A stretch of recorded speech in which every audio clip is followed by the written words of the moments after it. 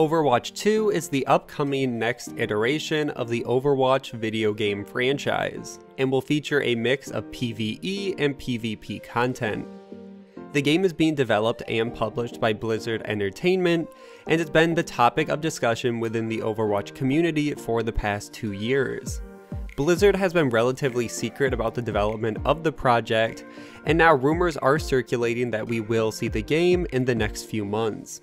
So let's break down what Overwatch 2 is, new multiplayer elements, and what to expect from the title. As always, all the sources will be linked in the description below, so make sure to check those out and support those original writers. Also, make sure to follow me on Twitter at Fonct2 for updates on all future videos. With that out of the way, let's get into everything we know about Overwatch 2.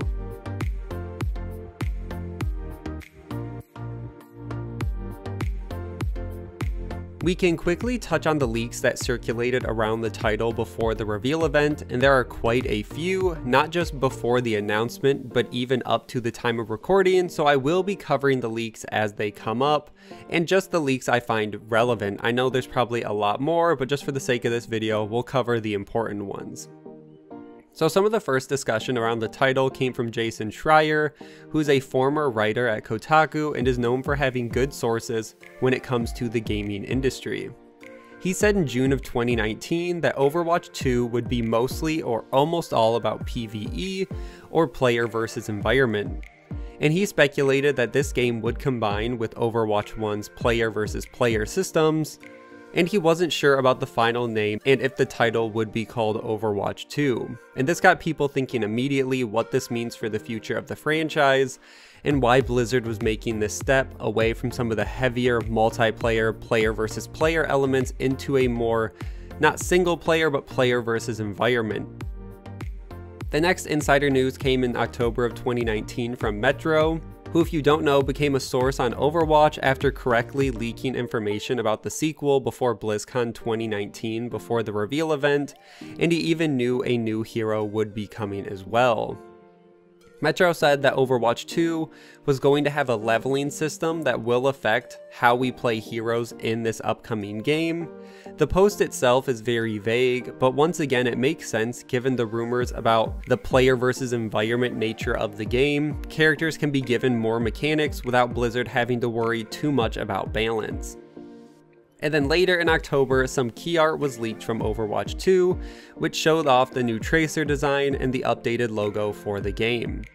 I know there's smaller leaks out there, but since most of these ended up being true, I don't want to cover everything and we'll just get into the actual confirmed information. I also know there was the ESPN leak, which leaked some of the biggest details about Overwatch 2, but for the sake of this video, we're just going to move on. Let's move on to the official reveal event itself at BlizzCon 2019. The 0-hour cinematic was released and served many different functions. The first being to formally announce that Overwatch 2 was happening and something that Blizzard was working on.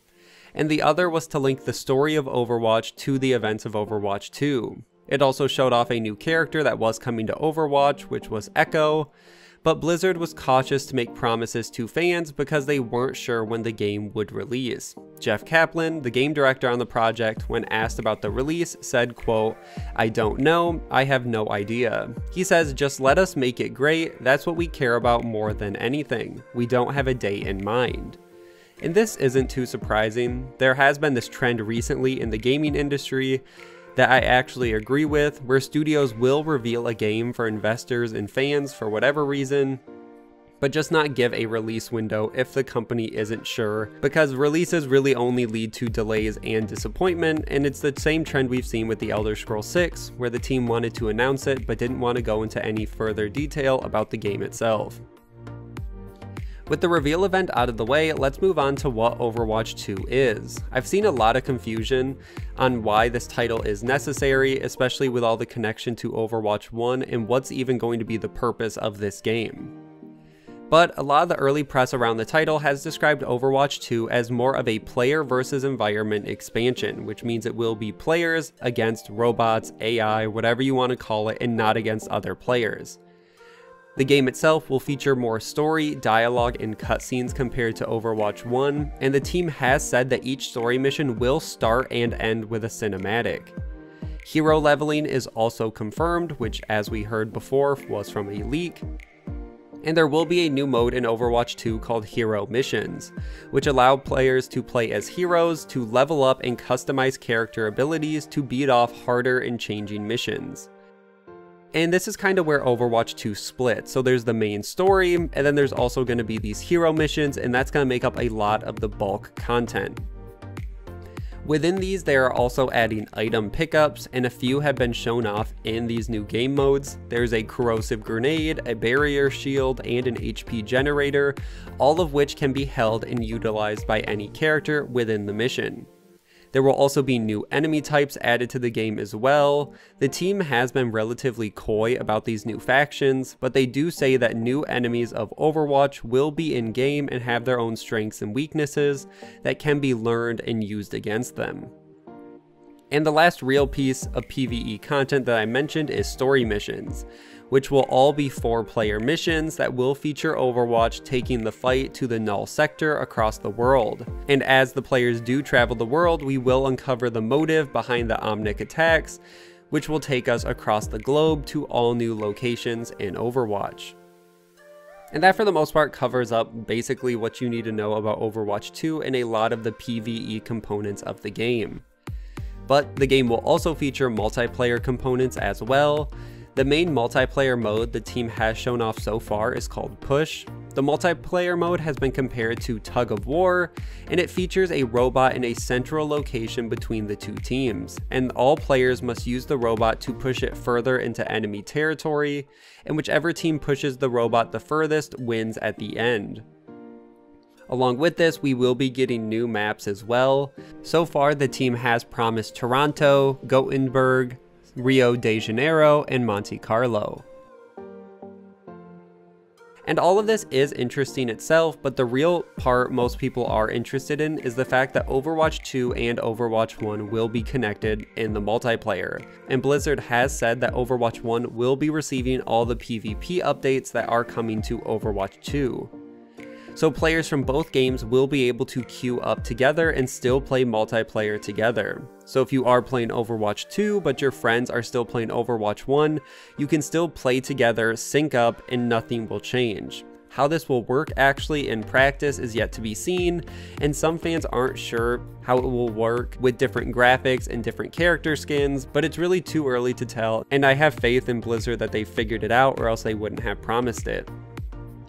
Along with all the maps and updates being shared between the two games, Kaplan has also said that the Overwatch 1 cosmetics will be shared to Overwatch 2, so if you spent a lot of time working for a certain skin, that will not be lost if you decide to transfer over to Overwatch 2.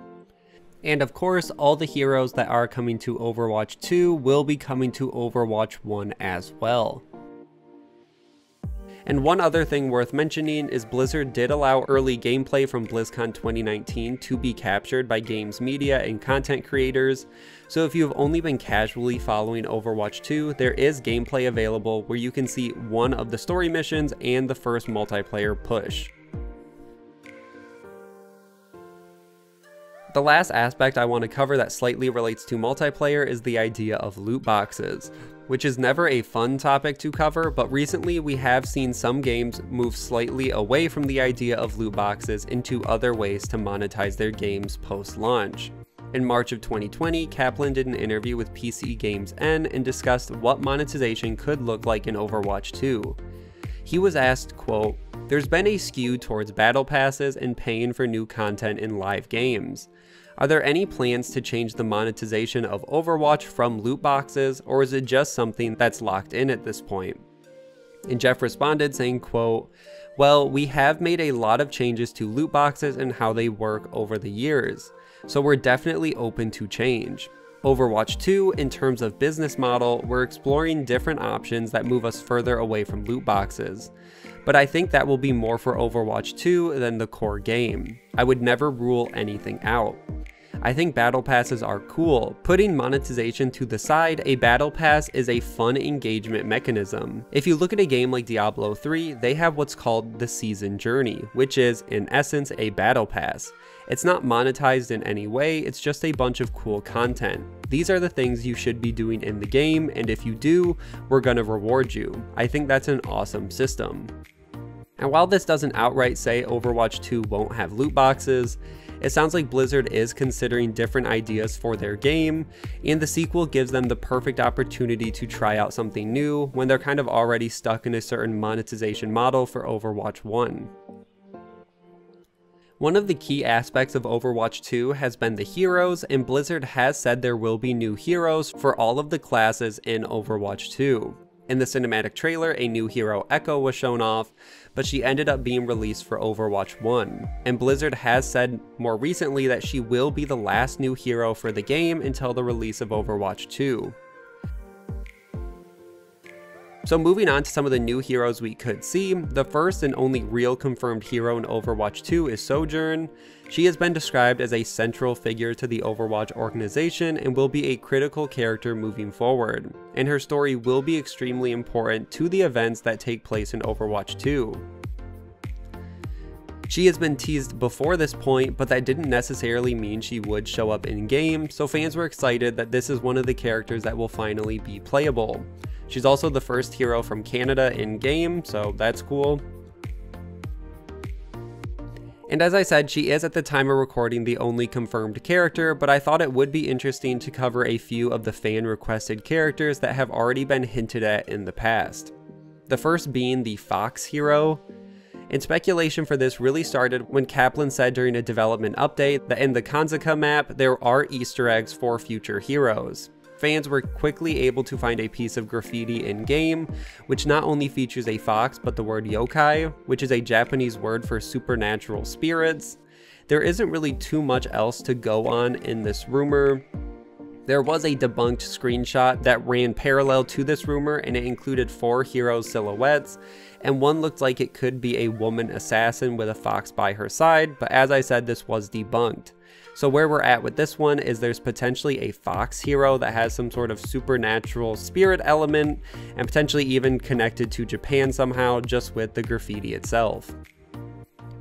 Another character teaser that showed up in the Kanzaka map is a character named Brit. She's a mech character, and she was the original mech pilot the team used to pitch Overwatch way back in the day. But what makes her different from D.Va is that she has 2 separate mechs. One is a support mech and the other is an attack mech, which could be very cool to see how Blizzard could make this work and the versatility this character could have. Plus we could see interactions between Brit and D.Va, which could be really interesting to see in the story perspective. Another character fans have speculated could show up in Overwatch 2 is the Junker Queen, or Queen of Junkertown. She is known to be a respected fighter and leader, and it has been rumored that concept art has been created sometime before 2019 for the character, and Blizzard does have plans for the character sometime in the world of Overwatch. Whether or not this means Overwatch 2 is yet to be seen. And the last character I want to cover is Mauga, who is a member of Talon and is a former friend to Baptiste. Blizzard was originally going to make Mauga Hero 31, but shifted away from that idea, but still says that at some point the character will be playable and is another character Blizzard has plans for at some point in the future, which is a quote Blizzard says a lot about these characters. There hasn't been a recent tease for Mauga in any of the recent maps, but it still is someone that we should consider could show up in Overwatch 2 as we are traveling across the world. And for the most part, those are a few of the more interesting characters. I know there's a lot more teases and things people expect, but I think that's a good intro for some of the fan favorite characters we could see in Overwatch 2.